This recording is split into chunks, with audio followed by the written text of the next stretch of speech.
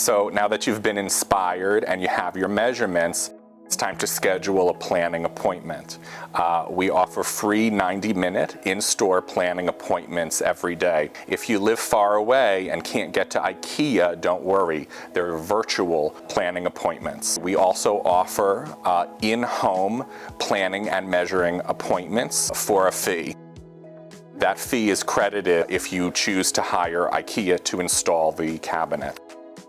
If you're feeling adventurous, you can plan your own kitchen.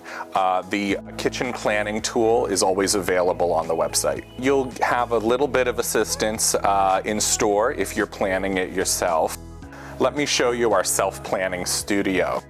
Enter your accurate room measurements first. Then you'll add some cabinets and appliances.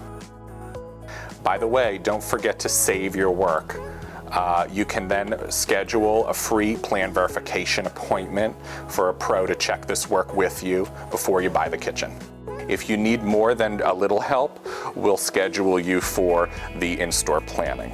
At the end of this appointment, you'll have a complete pricing picture, including the cost of your new cabinets, the cost of IKEA Home Services professional installation, and the cost of custom countertops.